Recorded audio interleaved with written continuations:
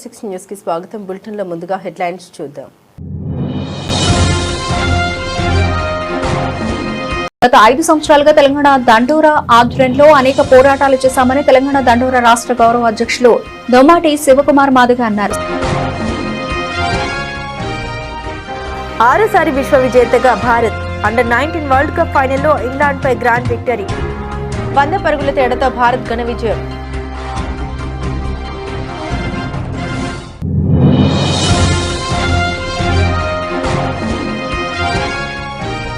భువనేశ్వర్లో జరిగిన black Schwann summit India కార్యక్రమంలో హాజరైన రాష్ట్రపతి ముర్ము. భారత్ నేత్రను ప్రారంభించిన ఒడిశా ప్రభుత్వానికి అభినందన తెలిపిన రాష్ట్రపతి.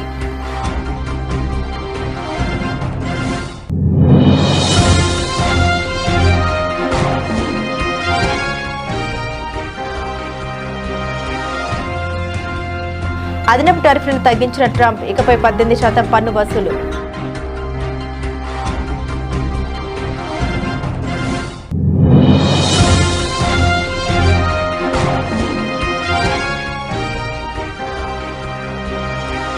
బెంగళూరులో మెట్రో రైలు ప్రయాణం ఇక మరింత ప్రియం. పెరిగిన ఛార్జీలు, తమకు సమాచారం లేదన్న డిప్యూటీ సీఎం శివకుమార్.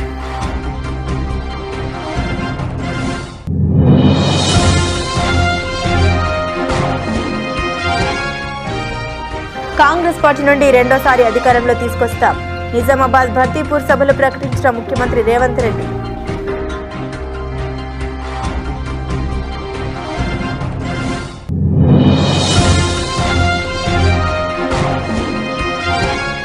మాజీ మంత్రి జోగి రమేష్ నివాసాన్ని పరిశీలించిన మాజీ సీఎం వైఎస్ జగన్. ఈ దాడి జంగిల్ రాజుకు నిదర్శనమన్న వైసీపీ అధినేత.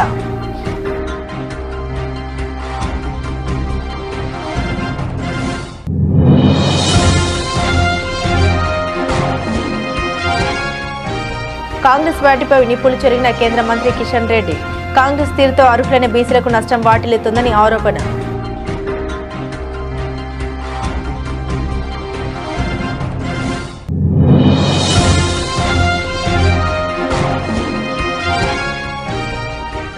మన్రేగా పథకాన్ని యథాతథంగా అమలు చేయండి, కేంద్ర ప్రభుత్వాన్ని డిమాండ్ చేసిన వైఎస్ షర్మిల.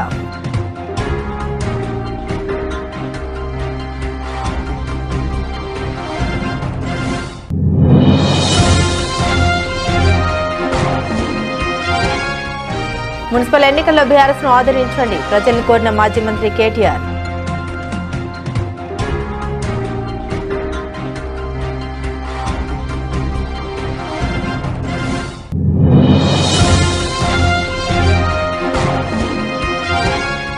రాజకీయ లబ్ధి కోసమే శ్రీవారి కేంద్రంగా విష ప్రచారం దుర్మార్గం.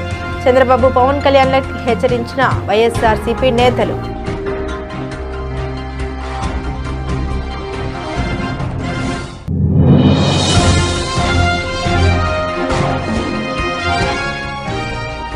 ఫోరెన్సిక్ సైన్స్ ల్యాబ్ లో అగ్ని ప్రమాదం, మంటలు ఆర్పుతున్న ఫైర్ సిబ్బంది.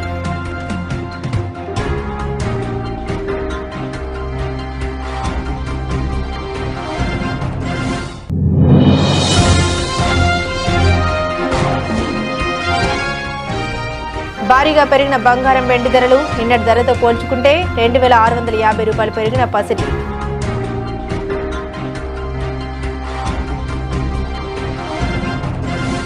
అండర్-19 క్రికెట్లో భారత యువ జట్టు మరోసారి తన ఆధిపత్యాన్ని ప్రదర్శించింది. హరారే వేదికగా జరిగిన ప్రపంచ కప్ ఫైనల్లో ఇంగ్లాండ్పై 100 పరుగుల భారీ తేడాతో ఘన విజయం సాధించింది. తద్వారా రికార్డు స్థాయిలో 6రోసారి అండర్-19 ప్రపంచ కప్ను ముద్దాడి చరిత్ర సృష్టించింది. తొలుత బ్యాటింగ్లో పరుగుల సునామీ సృష్టించి ఆపై బౌలింగ్లో అద్భుతంగా రాణించి ఇంగ్లాండ్ను ఆలౌట్ చేసింది. భారత్ నిర్దేశించిన 412 పరుగుల భారీ లక్ష్య ఛేదనలో ఇంగ్లాండ్ ఆరంభం నుండి దూకుడుగా ఆడింది. భారత బౌలర్లు క్రమం తప్పకుండా వికెట్లు తీయడంతో ఇంగ్లాండ్ పోరాటం 40.2 ఓవర్లలో 311 పరుగుల వద్ద ముగిసింది. భారత బౌలర్లలో ఆరిస్ అంబరీష్ 3 వికెట్లతో సత్తా చాటగా కనిష్క్ చౌహాన్, దీపేష్ దేవేంద్రన్ చెరో 2 వికెట్లు పడగొట్టారు. అంతకుముందు టాస్ గెలిచి బ్యాటింగ్ ఎంచుకున్న భారత జట్టుకు ఓపెనర్ వైభవ్ సూర్యవంశీ విధ్వంసక ఆరంభాన్ని ఇచ్చారు. కేవలం 80 బంతుల్లో 15 పోర్లు, 15 భారీ సిక్సర్లతో ఏకంగా 175 పరుగులు చేసి ఇంగ్లాండ్ బౌలర్లకు చుక్కలు చూపించాడు. అతని ఇన్నింగ్స్తో భారత భారీ స్కోరుకు బలమైన పునాది పడింది. కెప్టెన్ ఆయుష్ మాత్రే 53 బాధ్యతాయుతమైన అర్ధశతకంతో రాణించగా వేదాంత త్రివేది 32, విహాన్ మల్హోత్రా 30, వికెట్ కీపర్ అభిజ్ఞాన్ కుండు 40 విలువైన పరుగులు జోడించారు. చివరిలో కనిష్క్ చౌహాన్ 20 బంతుల్లో 37 నాటౌట్ మెరుపు ఇన్నింగ్స్ ఆడటంతో టీమిండియా నిర్ణీత 50 ఓవర్లలో 9 వికెట్ల నష్టానికి 411 పరుగుల భారీ స్కోరును నమోదు చేసింది. ఇంగ్లాండ్ బౌలర్లలో జేమ్స్ మింటో 3 వికెట్లు తీశాడు.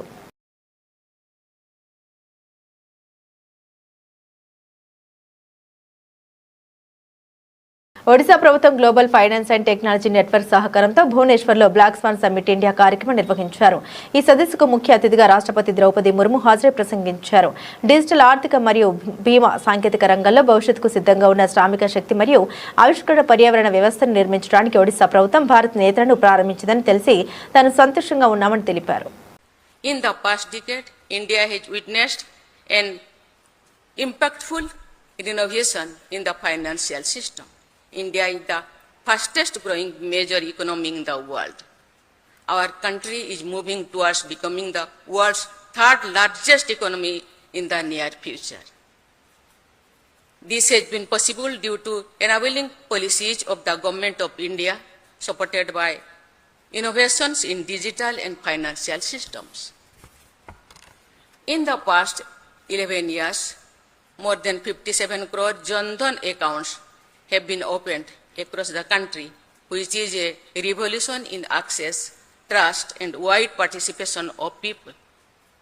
Today, with a simple smartphone and a basic bank account, a woman receives welfare benefits directly in her account, a farmer receives payment on time, and a small kirana shop accepts digital payments from any customer. For them, fintech is not a technical term. It has become their lifeline. India's fintech story should be remembered not only as a tale of technology, but also as that of gender justice.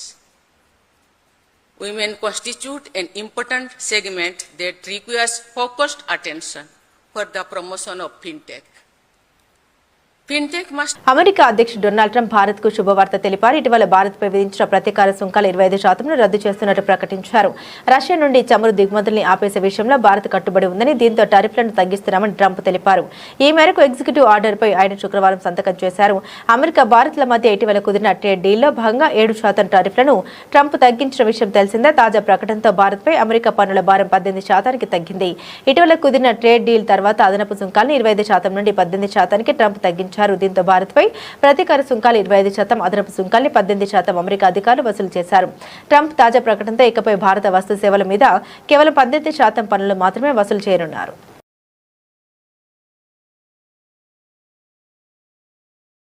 బెంగళూరులో metro రైలు ఛార్జీలు భారీగా పెరగనున్నాయి. నెల 9వ తేదీ నుండి ఇవి అమల్లోకి రానున్నాయి.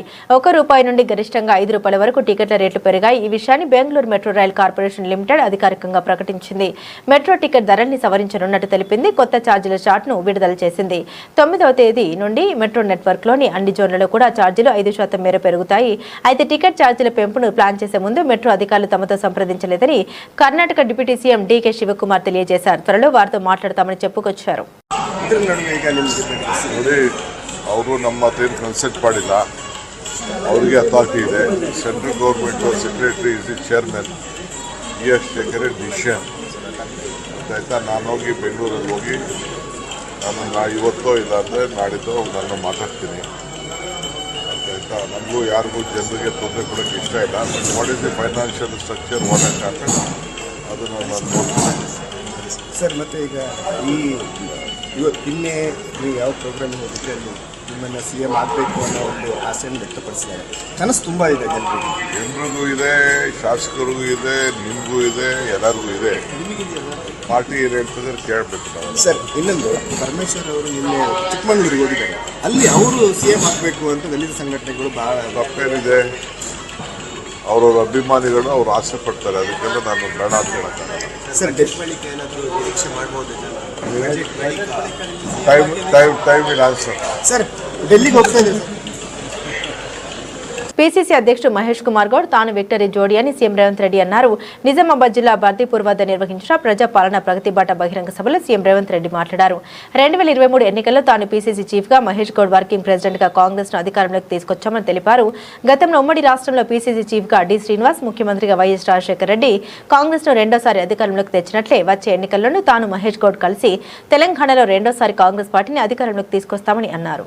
100 సంవత్సరాల క్రితం బ్రిటిష్ వాళ్ళు ఉన్నప్పుడు బీసీ కులగణన చేశారు. 100 ఏళ్ల వరకు బీసీల లెక్కలు ఎప్పుడు ఈ దేశంలో చేయలే, ఏ రాష్ట్రంలో చేయలే. మహేష్ గౌడ్ గారు, నేను అందరం అయిన తర్వాత బీసీ కులగణన చేయాల్సిందని 100 సంవత్సరాల సమస్యకు తెలంగాణ రాష్ట్రమే మొట్టమొదటిసారి socio economic education, employment and political cost సర్వేను మేము పూర్తి చేసినాడు.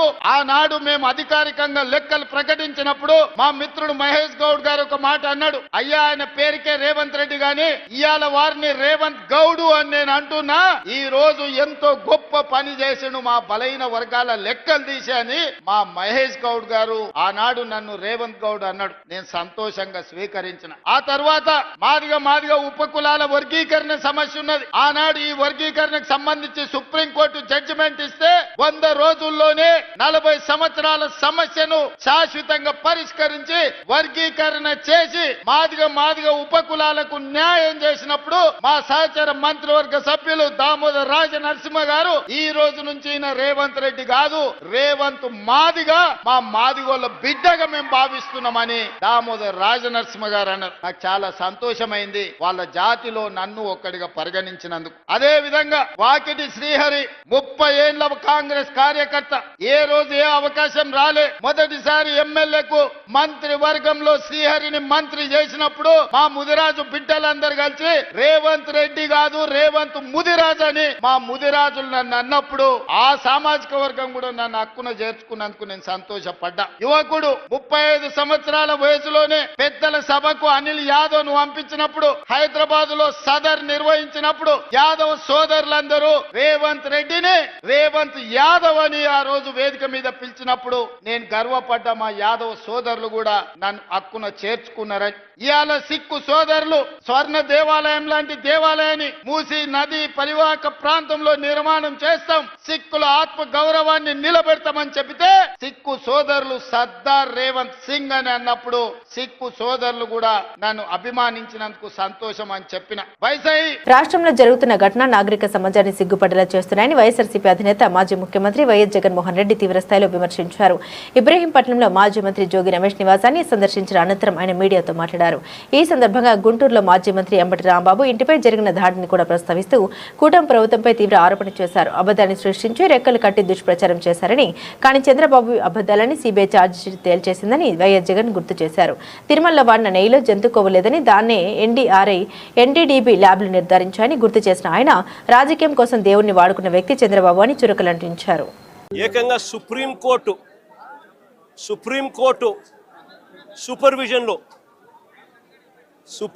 సూపర్విజన్లో సిబిఐ పనిచేసింది. సిబిఐ అంతటి సిబిఐ రాలే దీంట్లోకి. జరుగుతూ ఉన్న అన్యాయం మీద, చంద్రబాబు నాయుడు గారి వక్రబుద్ధి మీద, చంద్రబాబు నాయుడు గారు చేస్తూ ఉన్న అబద్ధాల మీద వైవి సుబ్బారెడ్డి గారు సుప్రీంకోర్టు గడప దొక్కారు. సుప్రీంకోర్టు ఇంటర్ఫియర్ అయ్యి పార్షియాలిటీ లేని ఎంక్వైరీ జరగాలి అని సుప్రీంకోర్టు సిబిఐని దించింది రంగంలోకి. ఆ సిట్లో కూడా సిబిఐకి సంబంధించిన 2 అధికారులు ఎవరైతే సిబిఐ నేతృత్వంలో జరుగుతుంది, సుప్రీంకోర్టు సూపర్విజన్లో జరుగుతుంది. సుప్రీంకోర్టు సూపర్విజన్లో సిబిఐ ఫైల్ చేసిన ఈ ఛార్జ్ షీటు ఎవరికి కూడా దీన్ని తప్పు పట్టే అవకాశం కానీ తప్పు పట్టే పరిస్థితి కానీ ఎవరికీ లేదు. సుప్రీంకోర్టు కన్నా చంద్రబాబు నాయుడు గారి పదవి పెద్ద ఎక్కువ గొప్పది కాదు. సుప్రీంకోర్టు సూపర్విజన్లో చేసిన CBI charge sheet will prevail.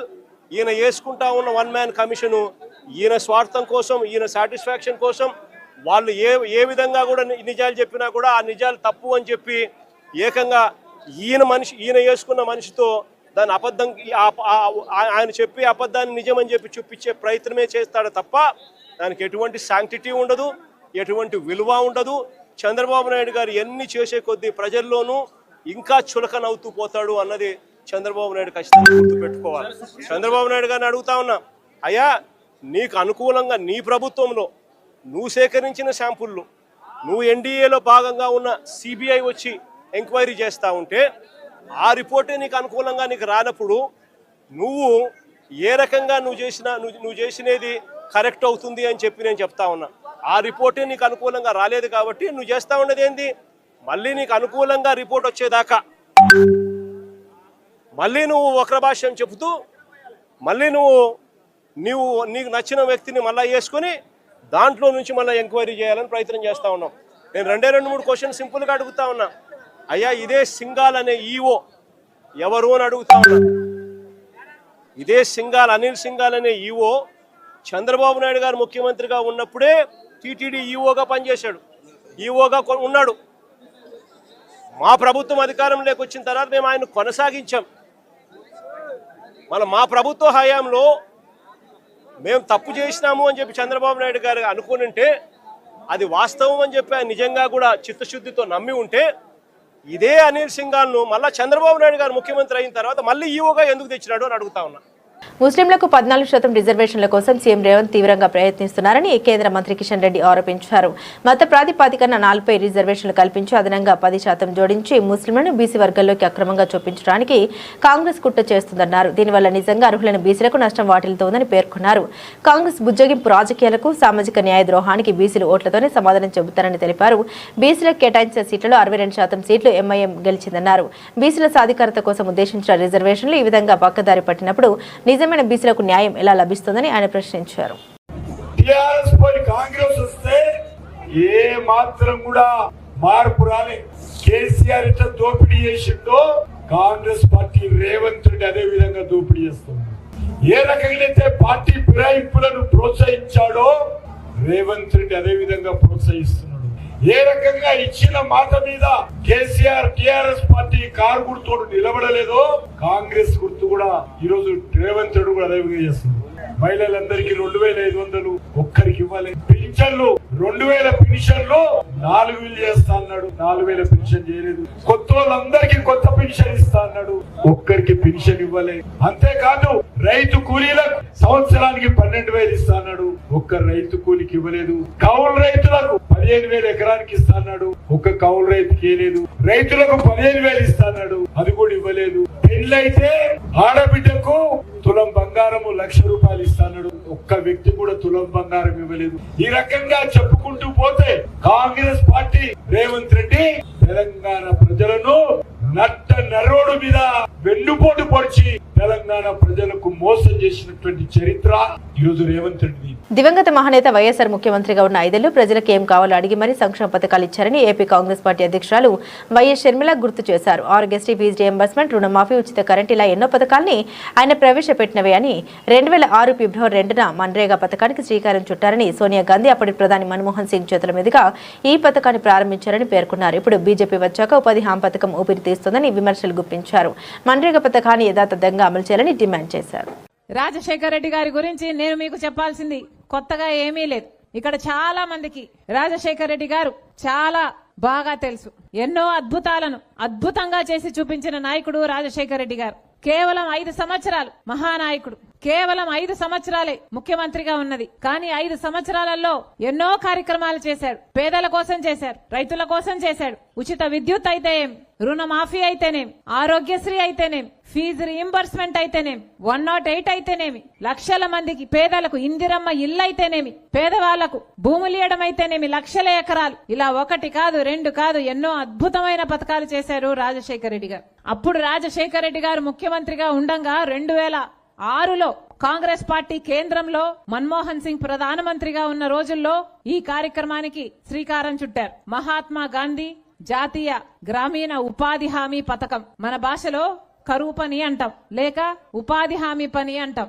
ఆ రోజుల్లో ఎంతో వైభవంగా ఇదే రాయలసీమలో అనంతపూర్లో బండ్లపల్లి అనే గ్రామంలో సరిగ్గా ఫిబ్రవరి 2వ తేదీకి మొన్న 20 సంవత్సరాలు అయిందని నేను కూడా ఆ గ్రామానికి వెళ్లడం జరిగింది. 20 సంవత్సరాల క్రింద ఇదే రాయలసీమలో పురుడు పోసుకుంది ఉపాధి హామీ పథకం. కాంగ్రెస్ 10 ఏళ్లు అధికారంలో ఉంది. ఆ 10 ఏళ్లు బ్రహ్మాండంగా నడిచింది ఉపాధి హామీ పథకం. ఆ రోజుల్లో రాజశేఖర రెడ్డి గారు ముఖ్యమంత్రిగా ఉన్నప్పుడు ఆంధ్ర రాష్ట్రంలో ఇదొక పైలట్ ప్రాజెక్ట్ గా తీసుకున్నారు. ఆ రోజుల్లో మహిళలందరూ వచ్చి రాజశేఖర రెడ్డి గారి దగ్గరికి వచ్చి, అయ్యా మాకు మగవారితో సమానంగా వేతనాలు ఇవ్వండి, మేము చేసే కష్టం తక్కువైనా కూడా మా చేతనైనంత చేస్తున్నాం, మాకు బిడ్డలున్నారు, మేము ఇల్లు నడుపుకోవాలి అంటే రాజశేఖర రెడ్డి గారు వెంటనే ఒప్పుకొని ఆడవాళ్లకు కూడా సమానంగా మగవారితో సమానంగా వేతనాలు ఇప్పించారు ఆ రోజుల్లో ఉపాధి హామీ పథకంలో. అలాగే మాకు మధ్యవర్తులొద్దు, కమిషన్ కట్టింగ్లు అవుతున్నాయి, మాకు నేరుగా డబ్బులు వచ్చేటట్టు చూడండి అంటే ఒకేసారి 60 లక్షల అకౌంట్లు ఓపెన్ చేసిన ఘనత రాజశేఖర రెడ్డి గారు.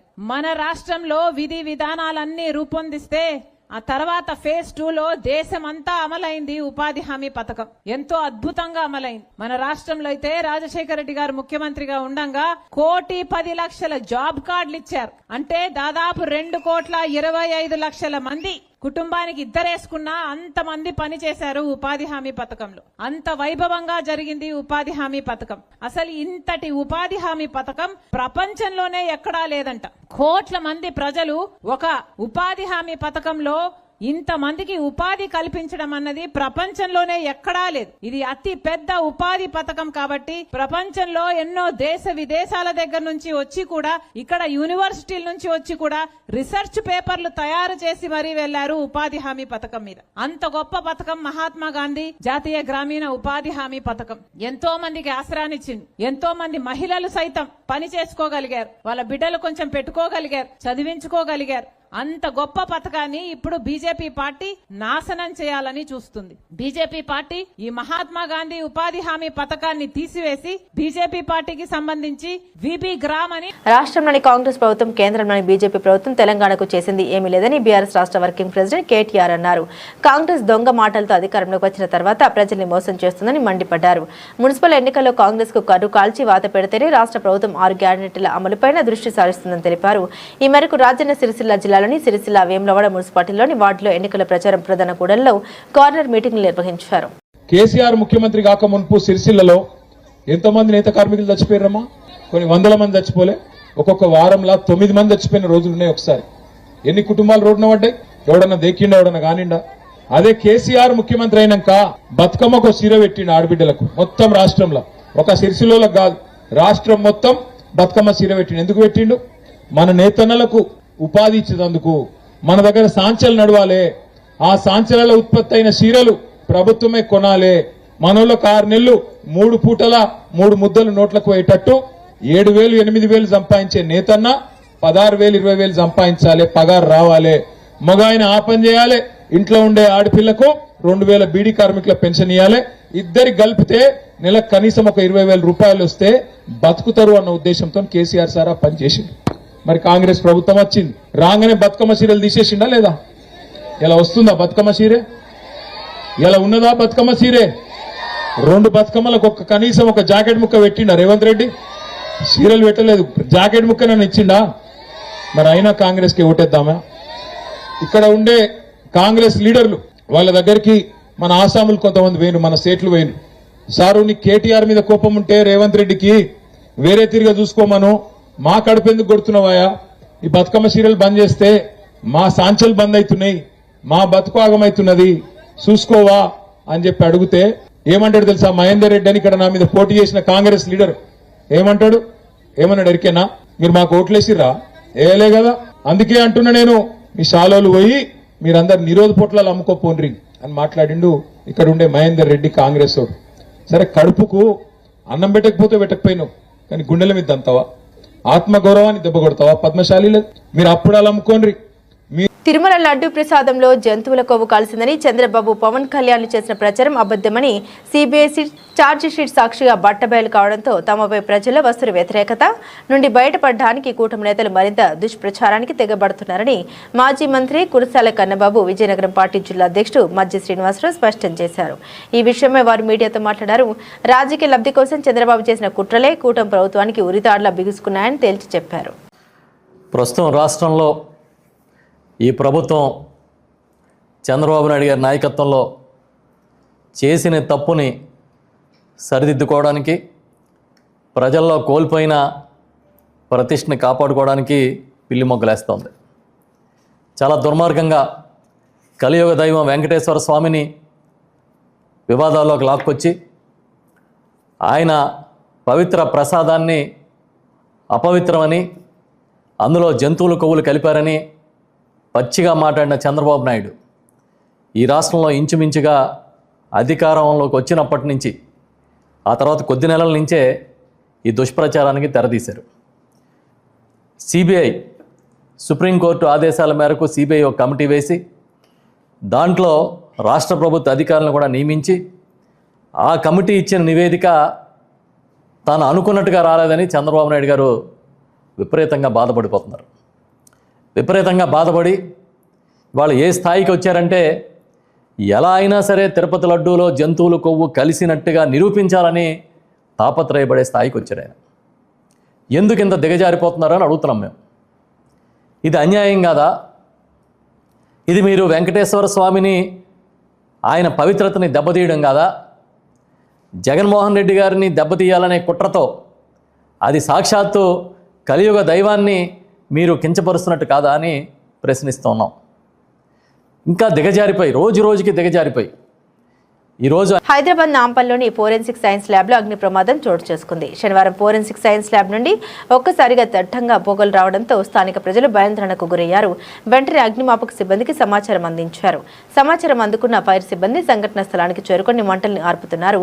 పూర్తి వివరాలు ఇంకా తెలియాల్సి ఉంది.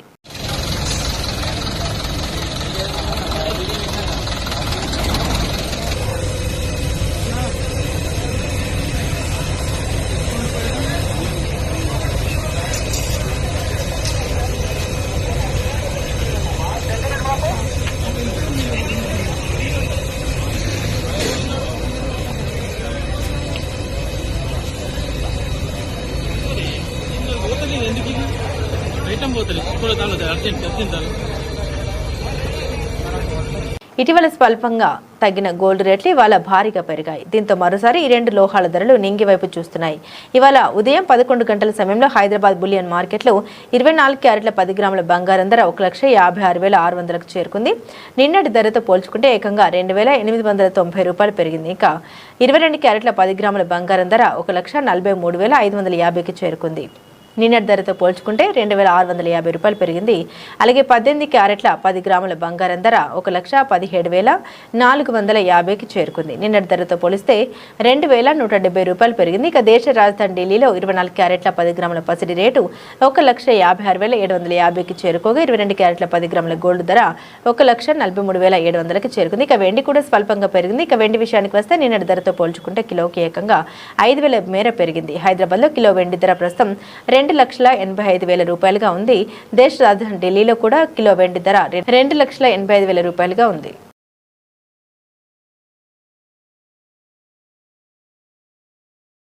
బులెటిన్ ముగించే ముందు హెడ్లైన్స్ మరోసారి.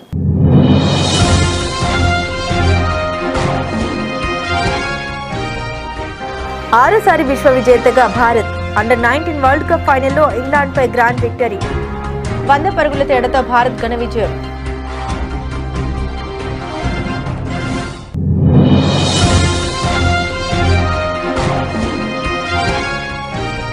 భువనేశ్వర్లో జరిగిన బ్లాక్ స్వాన్ సమ్మిట్ ఇండియా కార్యక్రమంలో హాజరైన రాష్ట్రపతి ముర్ము. భారత్ నేత్రను ప్రారంభించిన ఒడిశా ప్రభుత్వానికి అభినందన తెలిపిన రాష్ట్రపతి.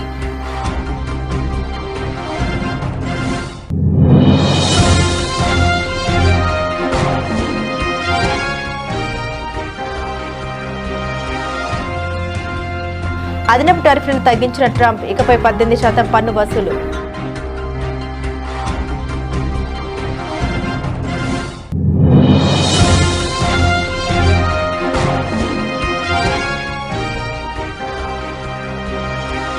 బెంగళూరులో మెట్రో రైలు ప్రయాణం ఇక మరింత ప్రియం. పెరిగిన ఛార్జీలు తమకు సమాచారం లేదన్న డిప్యూటీ సీఎం శివకుమార్.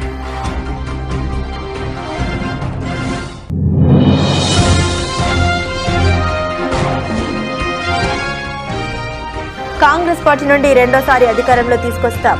నిజామాబాద్ భర్తీపూర్ సభలో ప్రకటించిన ముఖ్యమంత్రి రేవంత్ రెడ్డి.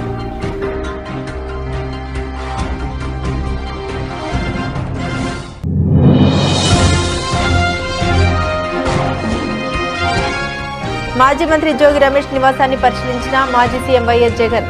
ఈ దాడి జంగిల్ రాజుకు నిదర్శనమన్న వైసీపీ అధినేత.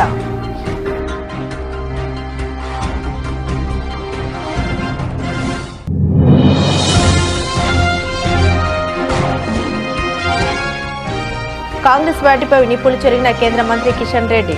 కాంగ్రెస్ తీరుతో అర్హులైన బీసీలకు నష్టం వాటిల్లుతుందని ఆరోపణ.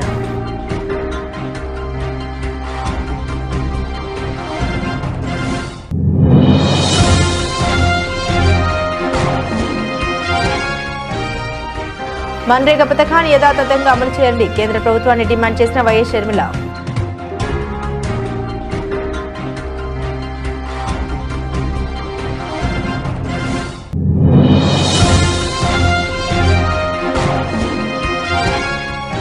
మున్సిపల్ ఎన్నికల్లో బీఆర్ఎస్ ను ఆదరించండి. ప్రజల్ని కోరిన మాజీ మంత్రి కేటీఆర్.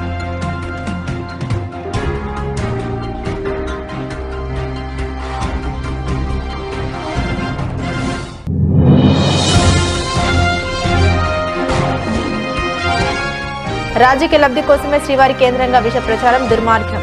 చంద్రబాబు పవన్ కళ్యాణ్లకు హెచ్చరించిన వైఎస్ఆర్సీపీ నేతలు.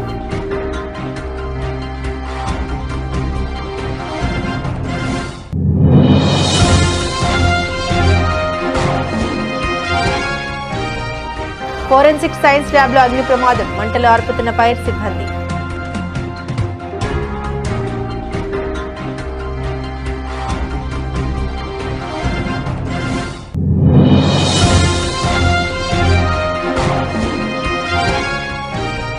భారీగా పెరిగిన బంగారం వెండి ధరలు. నిన్నటి ధరతో పోల్చుకుంటే 2,650 రూపాయలు పెరిగిన పసిడి.